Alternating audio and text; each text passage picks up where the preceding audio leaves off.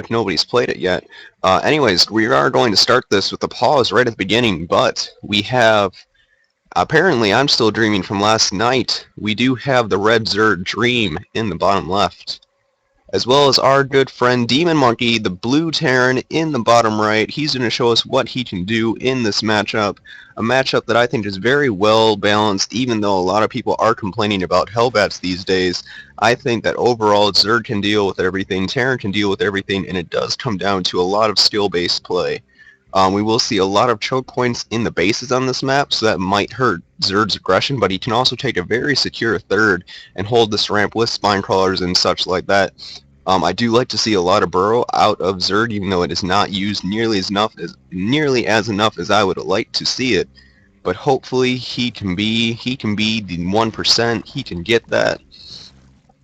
Because it definitely allows for a lot more strategic play, a few surprises that the Terran usually will not expect, and can win games for free, basically. Other than that, we don't have anything really going on. The Barracks will be taken here soon, I believe. Yes, no gas from either player. We will see, maybe, we will see either the 15 hatch or 15 pool. Looks like we will see that 15 hatch, as well as the gas coming down for the Terran player. And that is all pretty standard. No cheese going on. No Propsy Reapers like we saw last night. No strange sits pool even on a 4-player map. So we will just be having a pretty standard game. And that will mean that we do want to speed this up just a tad. Spawning pool finally going down. It is a little bit delayed because of that 15 hatch, and the gas will go down so he can get those speedlings rather soon. Rain production has started and probably won't stop for some time. Another supply depot going down. He doesn't yet have the orbital starting a lot later than normal. Usually you want to get the orbital and the supply depot and then the marine. So just a little bit of mix-up in the order of things, and maybe I'm wrong. I play Terran at a plat level on the Southeast Asia server, but I do not know everything. That is just what I have seen. So we do see a factory coming down, though, and he will probably start the reactor here in just a moment. Yes, there it goes, and he will get those reactor Hellions from that, I would assume, more than any other thing. A free Overlord kill here, and this will go down very quickly, definitely hurting Zerg in that early supply. It will block him, and he will not be producing. He is starting to make extra Overlords, though, so he will be perfectly fine here in a few seconds, but he will not be making any drones in the meantime. That money will start to get a little bit higher than what he would like. And he does want to start that Mutalisk speed as well, but the extra Overlord costing him that extra minerals and making it so he cannot get that as soon as he would like. Still making more drones actually as well. He will need something to counter the reactored Hellions, but the Overlord didn't even get sight of any part of the Terran's base really. Only the very corner here, and there was definitely nothing there.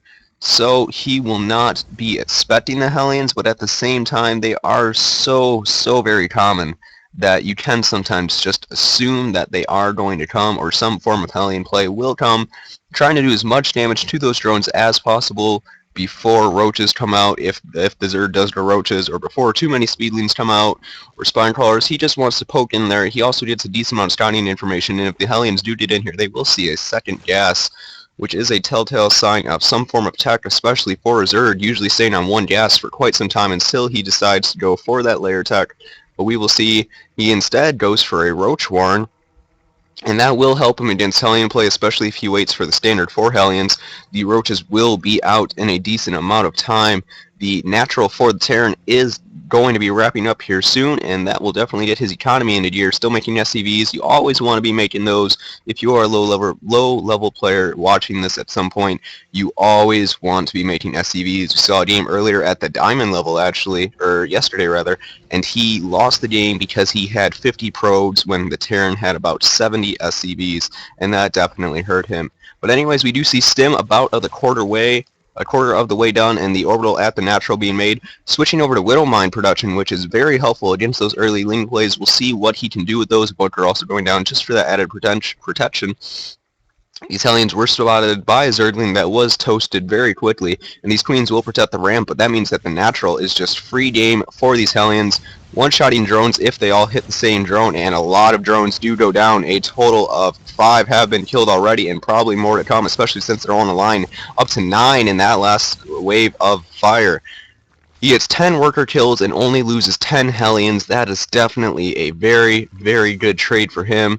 The unit count shows that Zerd is now on even workers with the Terran. That is not a place that Zerd wants to be. Terran definitely wants to keep making those workers, though. He did stop, sadly, and I was just commending him on continuing those. He does have another command center on the way, though, for those extra workers and to make a third base here at some point soon. Usually don't see them lifting that off instantly. They do make a few workers for their current bases and then go from there. Those mules will provide him a lot of income over the Zerd since they are basically even on workers, but we do see the layer started. We might see some form of Hydra Tet since he does already have the Roach Warren, possibly still going into Spire because he hasn't committed like any resources to the Roaches, though. He has only made a total of 3. No upgrades coming out from him at all. I would like to see the double Evo chamber set down. I would also like to see the double engineering base set down as well, but we have not seen upgrades from either player, so neither of them will be hurt by that, but it would be nice. They would get quite the lead if they were to participate in the upgrade game. Third base going down for the Zerg, just about halfway, and that will give him the economy that he wants. Those 3 base plays for the Zerg are very strong if you know what you're doing. We do see combat shields also coming out for the Terran. Will make those Marines have an extra 10 health for those that don't know, and that allows them to have another stim basically, as well as just making them generally tankier, as it is obvious. But we do have roach speed, so he might be committing to those roaches, and if that's the case, he might go into those Hydra plays as well. The roach is there to counter the Hellions, but often the Terran won't go too many Hellions past the first 4 to possibly 8 we have seen at times. I was watching a game earlier today, and the Terran had 11, but he also went for that Blue Flame upgrade. But this Terran is not committing to that nearly as much. Neither player is supply blocked, but Zerg is dangerously close. He does need to get more overlords out, and he has 1 in production. This is a very bad map. I don't know why we're fighting over this place anyways. There's lava everywhere. Not the ideal real estate location, but maybe there is something I'm missing. The double upgrades are started for Terran. That will help him immensely since Zerg upgrades are not even started, not even Evo chambers on the field. So that will definitely give Terran a lead if he engages once those upgrades do finish. The Hydra range is started, though, definitely showing that we will see a nice Roach Hydra army. Usually with that against Terran, you do want to get the Vipers for the cloud, the blinding cloud, as well as that abduct on any siege chains that we see. But for right now, we don't see any siege chains, only Widow Mines, and a lot of Zergs will just lose straight out to those Widow Mines due to the fact that they don't take care of them properly. There was a game a few days back where he just kept on taking terrible engagements, running into what the Terran was doing, which was only Widow Mine Viking. Definitely check that out on my channel.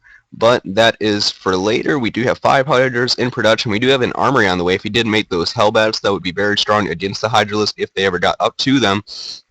Another reactor going down, that is going down on the starport, making those metabats here soon. Both players getting dangerously close to being supply bot. Definitely want to constantly be making those supply depots and overlords. Infestation pit going down. He might just go for infestors as well, or he could tech to that hive. Either way, he just now starting his Evo chambers. Definitely wanted to do that a lot sooner. Terran upgrades are already, 3/4 of the way done. A lot of drones being made, sending to the third base. Terran is down by a total of 5 workers. Zerg having a total of 50, now up to 60 from that next wave, and even more being made. He will definitely have the economy advantage, and this third base is in full swing now. Once he sends a few SCVs here, he is ready. He's also ready for Mutalist, actually, with these Widow Mines, trying to have any Mutalist issues because he's not scouting, so he doesn't know what to expect. But if he did see any Mutalist, they would take a lot of hits. He would get 1 kill automatically. I do believe that the Mutalist will be one-shot by that, especially with the area of effect damage. If you do have a few Widow Mines, you can decimate a Mutalist army. So we see the 1-1 coming out from the Zerg. Finally, it has just been recently started while the Terran 1-1 is completely finished, and this double drop is on the way. It will be seen by Overlords if it flies this way. I believe this Overseer might be just out of sight. We will see if he does see that here soon. But we do know that 6 Infestors are on the way. There's a giant gas dump right there. If he gets those funnels off and he does time it with the pathogen gland upgrade, wow. But if those Infestors, they do need to be used properly, otherwise it will be a big investment for nothing. Overseer over here checking for Widow Mines, takes 1 hit for the team, and he will fly over Marine, might even die just because of that. And that will not be a very successful Overseer, but maybe he will actually get away. That's neither here nor there. We do have a nice Roach Hydra army with a few Zerglings in here. That 1-1 will be finishing up soon, but the Terran's 2-2 is already on the way, about a quarter of the way done there. More Marauders being made, seeing that Roach count, knowing that he is not fighting the normal Mutiling army that we do see often in TVZ, and those will also prepare him for the late game, since we do see so very many Ultralists in the late game now for TVZ. He doesn't want to stem this army because it can get funneled like this, and that is kind of a bad engagement to go into, but we will see a lot of that damage going down. This army will be destroyed because of those funnels doing so much area of effect damage, and he doesn't take any Widow Mine hits either. Very good engagement for the Zerg, but at the same time, the Terran lost that engagement because so many units were in this drop, taking out a free base, and he might get out of there, but those funnels, okay, I guess not very free in the end, still losing that last medevac as well. 1 escaping, no units inside. He's probably going to have nightmares. He might need some counseling. We will see, or rather she. I keep forgetting that there's a female pilot in those. But we do see 2 more factories being added on. He will want to go for some form of mech play against this army. The bio army is always strong in basically any matchup, but you do want to be most effective with your units, so we will probably start making siege chains or hellbats with those, trying to get that area of effect damage, which is always helpful against nearly any army. We do see a 4th command center also on the way in the main base. He might just be using that as an... Excuse me again, jeez. He might be using that to fly over here soon for a 4th base, or just to have as an extra orbital for those extra scans and mules. Regardless, we do see the 2-2 started for the Zerg, as well as another hatchery is going to take his 4th and put a macro in the natural, as well as taking his 5th base. The Terran has no idea about this. He is also taking the 3rd base again, rather, I believe. Or, well, that will be his 4th, technically speaking, but that is neither here nor there. The tech labs being thrown onto those factories, and those will definitely be producing siege chains, I would believe, because Thor's not being seen as a very big possibility here, and the Terran level 2 weapons are on the way, as well as 3-3 for the bio, while the 2-2 upgrades from the Terran, or from the Zerg ground, are not even halfway. We do see the Hive started, as well as the Spire, showing for a large tech switch after this army does fall, or trades with the Terran army. We'll see how effectively he does that, but we do see 2 siege chains being produced at a time. We do see this double drop coming in, and hopefully it does damage. He will definitely need to. These rots going down, but he does have a Marine here to see this. Does he respond? He does not. Let's see what he's looking at. He is looking at his drop rather than what he needs to be taken care of really quickly, otherwise he's going to have a big problem. This army will be engaging, but this drop over here will do a lot of damage to this mineral line at the natural. This army is engaging rather poorly, those Infestors all being taken out except for 1. Actually, even if the Terran does lose this army, he took out so much gas there for the Zerg, just not microing that properly, only throwing down 1 or 2 funnels, and the Zerg does immediately call a GG after that. And that would show the advantage of having that upgrade advantage. The 2-2 was almost done, so maybe he wanted to engage once that finished. That would probably have helped him a lot in that fight. He would have also been in a better position to take care of this drop. But after not handling that, he would lose his natural here in a moment, and then this drop would have free reign over every other part of the base. But anyways, those upgrades being very important, as well as having just those Infestors were all thrown away over here. They were all moving with the army, probably on that attack command, but there was a terrible concave, as well as just having all those Infestors bunched up on the side, Marauders, I believe 4 or 5 shotting them, and that will definitely be a good game for DemonMonkey. Thank you for sending that replay in.